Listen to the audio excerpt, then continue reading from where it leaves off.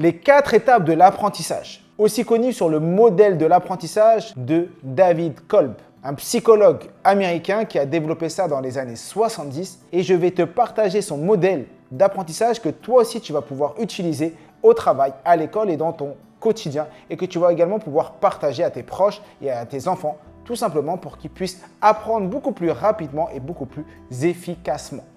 La première étape, c'est l'expérience concrète. L'individu, la personne est directement mis dans l'application. On ne va pas commencer par la théorie, on va commencer par l'application. C'est ce que je fais moi habituellement dans mes formations. Avant d'expliquer, je commence directement par mettre en application, avec très peu de théorie. Donc je donne juste les consignes, voilà les consignes et vas-y. Et toute la théorie, elle vient bien après. Qu'est-ce que tu vas faire? Tu vas mettre l'apprenant dans la configuration d'apprentissage. Et dans l'action, il va se rendre compte de ce qui fonctionne et de ce qui ne fonctionne pas. Dès qu'il va tester quelque chose, il va se rendre compte que là, il n'y arrive pas, qu'il aurait dû passer par un autre chemin, qu'il aurait dû apprendre différemment. Donc, tu es directement dans quoi? Dans le concret. Et tu utilises différents types de mémoire. Tu utilises la mémoire sémantique, épisodique, procédurale. Surtout la mémoire procédurale. Tu es dans la procédure, dans l'action du corps. Et donc, le cerveau a plus de chances de comprendre.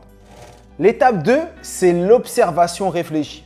L'apprenant va s'arrêter et va observer ce qu'il a fait, les choses qu'il a réussi et les choses qu'il n'a pas réussi. Il va observer ses blocages, les endroits où il aurait dû faire autrement. Aujourd'hui, on est dans l'action, on essaye de faire quelque chose, mais on ne s'arrête jamais pour observer les raisons qui nous ont permis d'atteindre ou pas notre objectif. Donc l'observation, c'est quelque chose d'important. Vous pouvez le faire pour vous-même et vous pouvez avoir quelqu'un d'extérieur qui le fait pour vous. Mais le plus important, et pour moi ce qui est le plus puissant, c'est lorsque vous-même, vous allez vous arrêter pour observer votre personne. Observez comment vous faites. Exemple, la prise de parole en public. Beaucoup de personnes ont des problèmes de prise de parole en public. La première action, tu vas commencer à parler en public. Et ensuite, deuxième action, tu arrêtes et là, tu te dis, qu'est-ce que j'aurais pu dire autrement? Quels mots j'aurais pu utiliser? Quelle expression? Quelle tournure de phrase? Quelle action j'aurais pu faire pour faire en sorte que mon discours soit beaucoup plus impactant?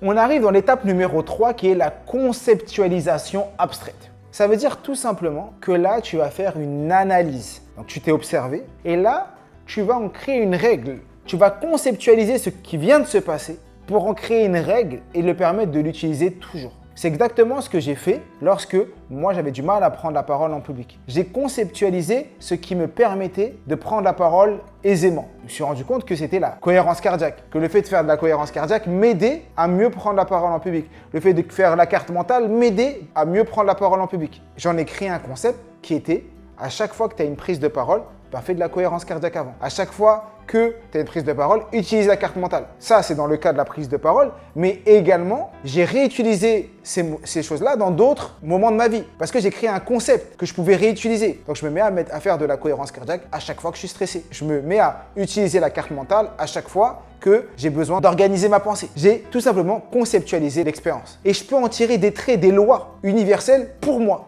dans mon cas de figure. Et là, on va arriver dans le 4e point. Mais avant ça, je compte sur toi pour t'abonner à cette chaîne. Parce que c'est grâce à toi qu'on est là. C'est grâce à toi qu'on avance. C'est grâce à toi que la connaissance se développe et se partage. Donc, sois acteur de ce développement autour de nous. Et la 4e étape que David Kolb a développée, c'est tout simplement l'expérimentation active. Ça veut dire prendre le concept que tu as développé dans la 3e étape et la rendre active et donc l'expérimenter dans différentes actions. Et en faisant ça, tu reviens directement dans l'étape numéro 1. Eh bien, c'est un cycle vertueux. Tu expérimentes, tu analyses, tu en fais des règles, tu réexpérimentes. Et ensuite, tu rentres dans un cercle vertueux. Et en faisant ça, tu peux que progresser. Ce que je suis en train de te partager, c'est vraiment des pépites extraordinaires que je partage nulle part ailleurs. Et donc, je compte sur toi pour mettre en application cela, pour le partager à tes proches. Et comme je l'ai dit toujours, je suis tué, nous sommes tous des illimités.